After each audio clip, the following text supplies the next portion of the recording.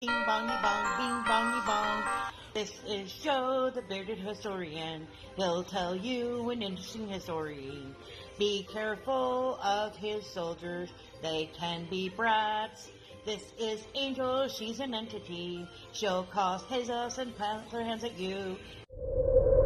This is Sue, she likes spirits, not the alcohol. She's the reason this channel exists. This is David, he likes fire trucks. He's here occasionally. Bing bongy bong, bing bongy bong, bing bongy bong. We preserve his story. Welcome to Wednesday. Today's video is going to be about a guy who built or made professional quality sports balls. Hopefully it'll make more sense when Joe talks about it. I don't know. I know nothing. Oh, excuse me. I apologize. I'm tired. I'm taking the day off because I am not feeling very well. So please bear with me. Are you ready? Here we go. Shout out time. Here's a shout out just for you. You support me, so I support you. This shout out is for our friends. Let's see who it is today. A running race, because baseball people run. Okay, let's see if we can get it to go here. There we go. I did not hit you twice. Come on. Oh, you. Okay, stopped. Start. Continue. Come on. Okay, there we go. We got South Dakota, Yogi, Dave and Kenny. Dave and Mercy, Kenny and Debbie. There's Travis, Shadow, Adventures. There's Nacho Daily. There's Trev, Blistering, Black Beauty,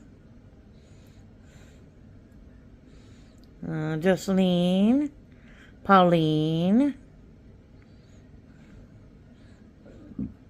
Betty, 5 Ken, Cruising is Fun, Stock, and we got Christine. Hang on a minute. All right, this is Christine Dahl, I think it is, Dahl. And she is a food channel. Lots and lots of food. And some lives, you hang out. And some shorts. With more food and life stuff, it looks like. She is at 6.5K, so check her out. Like, share, comment. Have a good day. Okay, let's try this again. I don't know what happened. It went biggity bonk. I only had like a minute for reasons. Weird. Like I said, I don't know what happened. Well, today's topic, we're going to do a little time snap into the past. There was a fellow named Albert Spalding who was an American pitcher, manager, executive in the early years of professional baseball, and co-founder of the Spalding Sporting Good Company. Now, interestingly enough, I guess in 1876, he would join with his brother, put down $800, and would produce the first official baseballs, footballs, basketballs. I mean, if you read Spalding, it's one of the professional sports balls. And you get to thank this guy for his obsession with his last name, apparently. Hey, you have to be proud of the name. Exactly. Born and raised in Byron, Illinois, graduated from Rockford, Central Illinois. He played Major League Baseball between 1871 and 1878. The big thing to remember is that back then, baseball was a little odd. A little bit? Just a little bit. I mean, they only played 2 games a week. And, you know, for as little as he played, he had some decent stats. his win-loss record, he had 251 wins. He struck out 248 people, and he had an earned run average of 2.13. He also would be a manager for a little while. He had 78 wins versus 47 losses. But he would wind up playing for 3 different clubs. But starting at his beginning for his career, he played baseball throughout his youth, first playing competitively with the Rockford Pioneers, a youth team, which he joined in 1865. After pitching his team to a 26-2 victory over a local men's amateur team, the Mercantiles, he was approached at the age of 15 by the Rockford Forest Cities, who he played for 5 years. Now, following the formation of baseball's first professional organization, the National Association of Professional Baseball Players, big long name called the National Association, in 1871, Spalding would join the Boston Red Stockings, a precursor club to our modern Atlanta Braves, and was actually highly successful, winning 206 games after only losing 53 as a pitcher and actually batting 323 as a hitter. Well, to make things a little more competitive, William Hurlburt, principal owner of the Chicago White Stockings, didn't like the loose organization of the National Association and the gambling element that influenced it. So he decided to create a new organization, which he dubbed the National League of Baseball Clubs. To aid him in this venture, Hurlbut enlisted the help of Spalding.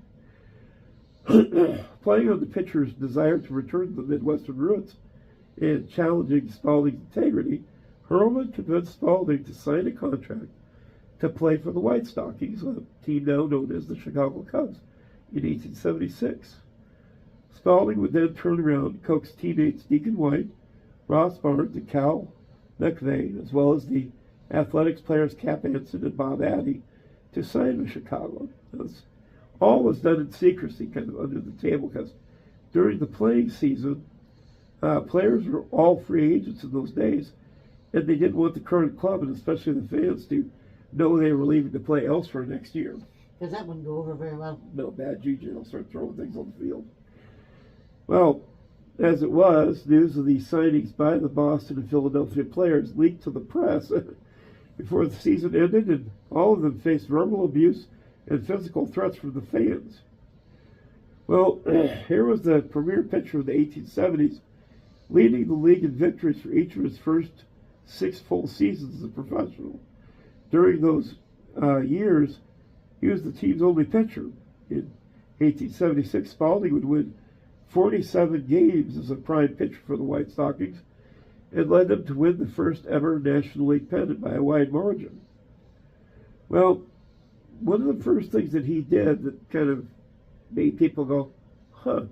In 1877, Spalding began to use a glove to protect his catching hand. People had used gloves previously, but they were not popular. Spalding himself was skeptical of wearing one at first. However, once he began donning gloves, he influenced other players to do so. Well, he would retire from playing baseball at a ripe old age of 27, although he would continue to be president and part owner of the White Stockings and a major influence of the National League. Spalding's .796 career winning percentage is the highest ever by a baseball pitcher, just ahead of the Negro League star Dave Brown's .738.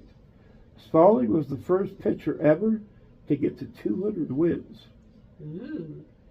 Now, in the months after signing for Chicago, Hurlbut and Spalding organized the National League by picking 2 major league teams from the East and 4 other top teams in what was considered the West, also known as the Jungle. The Jungle. Welcome to the Jungle. Joining Chicago originally were the leading teams from Cincinnati, Louisville, and St. Louis. The owners of these Western clubs accompanied Hurlbut and Spalding to New York, where they would secretly meet with owners from New York City, Philadelphia, Hartford, and Boston. Each signed the league's constitution, and the National League was officially born. Spalding was thus involved in the transformation of baseball from a game of gentlemen athletes into a business and professional sport. Professionals.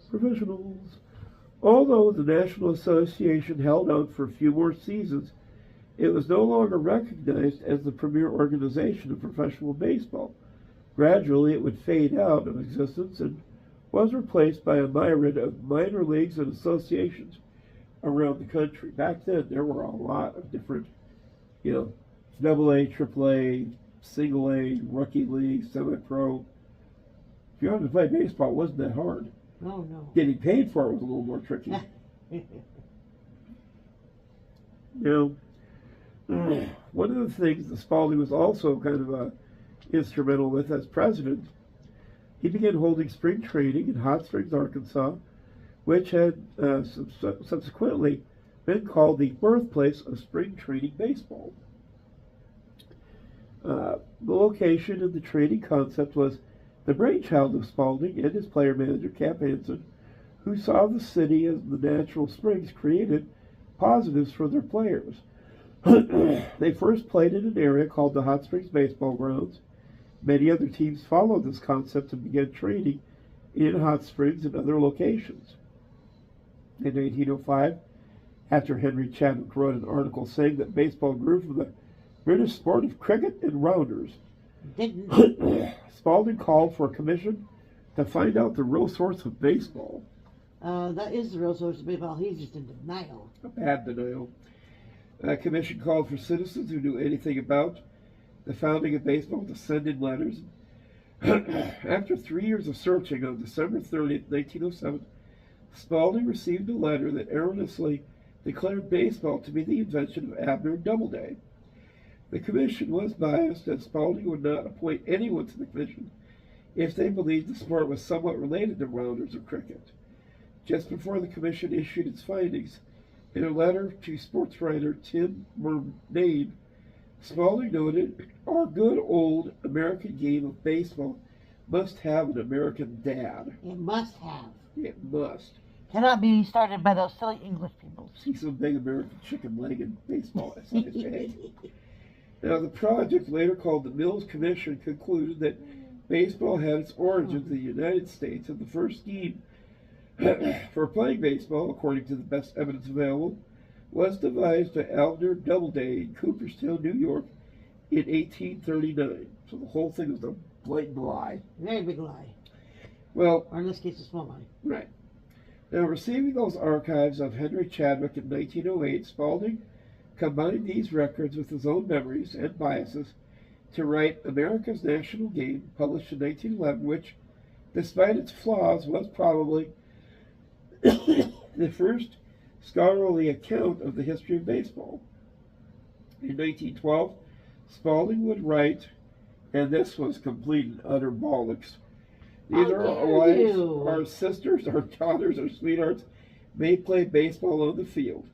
They may play basketball or achieve laurels. They may play golf and receive trophies. But baseball is too strenuous for womankind. We can't keep up. Ah, We're so fragile. And poke him to the nose.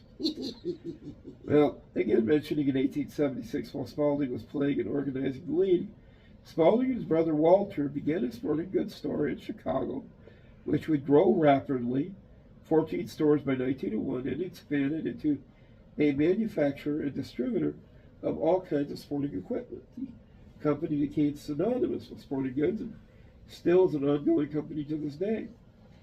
Now, Spalding, from 1892 to 1941, sold books under the Spalding Athletic Library on many different sports. Now, in 1888 and 1889, Spalding would actually take a group of major league players around the world to promote baseball and the Spalding Sporting Goods. This was the first ever World Baseball Tour. Playing across the western United States, the tour made stops in places like Hawaii, New Zealand, Australia, Ceylon, Egypt, Italy, France, and England. The tour would return to grand receptions in New York, Philadelphia, and Chicago. And the tour would include future Hall of Famers Cap Hansen and John Montgomery Ward. Now, The tour was also touted by Spalding as a launching point for baseball to reach the global stage. At a celebratory dinner in Manhattan, he celebrated the tour, perhaps prematurely, for establishing our national game throughout the world. Now, following Spalding's statements, Mark Twain would proclaim that the tour carried the American name to the outermost parts of the earth and covered it with glory every time. While Spalding and the company gushed about their schlep around the world, waxing lyrical about baseball's future as a global sport, in reality, the tour had very little impact on the sport's hold overseas. Sports like soccer, rugby, and cricket had already been established in many other countries due to the presence of the European imperialism, so baseball had a difficult time gaining popularity in these regions. While baseball did reach a wider global audience, it was due to the larger scale diffusion of the sport rather than the efforts of one magnate like Spalding envisioned. Uh-huh. While the baseball players were on tour, the National League instituted new rules regarding player pay that led to a revolt of players led by Warren, who started the Players' League the following season in 1890. The league lasted 1 year, partially due to the anti-competition tactics that Spalding used to limit its success. The tour and formation of the Players' League is depicted in the 2015 movie Deadball. Now, also in 1900, Spalding was appointed by President McKinney as the United States Commissioner at that year's Summer Olympic Games. Now, Spalding had been a prominent member of Theosophical Society under William Quan Judge. In 1900, Spalding moved to San Diego, having recently married his second wife, Elizabeth. First one probably divorced him after his statement, and became a prominent member and supporter of the Theosophical community Loma Land, which was being developed on Point Loma by Catherine Tingley. He built an estate at the Sunset Cliffs area of Point Loma, where he lived with Elizabeth for the rest of his life. The Spaldings raised racehorses and collected Chinese fine furniture and art. The Spaldings had an extensive library, which included many volumes of theosophy, art, and literature. And in 1907 to 1909, he was the driving force behind the development of a paved road known as the Point Loma Boulevard from downtown San Diego to Point Loma and Ocean Beach. The road also provided good access to Loma Land. It later provided the basis of the California State Route 209. He proposed the project, supervised it on behalf of the city, and actually paid a portion of the cost out of his own pocket. He joined with George Morrison and other civic-minded businessmen to purchase the site of the original Presidio of San Diego, which they developed as a historic park and eventually donated to the city of San Diego. He would run unsuccessfully for the United States Senate in 1911 as a Republican, but lost to the eventual winner, John D. Works, by a vote of 92 to 21. Ooh. He helped organize the 1915 Panama, California Exposition, serving as the second vice president. Now, he would die of a stroke on September 9th, 1915 in San Diego, 1 week after his 66th birthday. His ashes were later scattered at his request.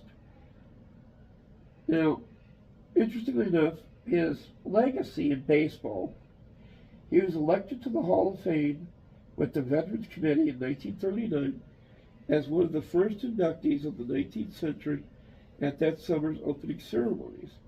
His plaque at the Hall of Fame reads, Albert Goodwill Spalding, organizational genius of baseball's pioneer days, star pitcher of the Forest City Club in the late 1860s, 4-year champion Boston's 1871 to 75, and manager pitcher of the champion Chicago in National League's first year. Chicago president for 10 years, organizer of baseball's first round World Tour in 1888. Interesting enough, his nephew, also named Albert Spalding, would go on to be a renowned violinist. Now, I did see one thing I was also going to mention, because they looked at his stats, and what's really kind of crazy is that he holds one record, the fewest career home runs per 9 innings. What's really crazy about it, he hit a home run every .0468 times at bat. I mean, you'd almost have to pay him to go over and drop it over the wall. Right. He did not hit hardly at all. But, you know, back then, you know, if you had a really strong pitcher, which he was, and you had a decent batting average, you could, you know, knock in runs. You know, that's exactly what you needed to compete in the league. And interestingly enough, he still holds that record to this date, even though it was set over 100 years ago. But interesting. Yeah, our little touch into the history books was the basically the starting of one of the biggest sporting franchises in history. Wow, And you barely women's. made 17 minutes at the Just beginning of barely. baseball. Yeah, How dare you? I know. You're not supposed to do that. You're supposed to have better luck than that. I was trying to wing it and also squeaking. Squeak, squeak, squeak, squeak, Squeak, squeak. squeak, squeak. Anyway, say goodnight. Let's say good night. I'll see you guys next week.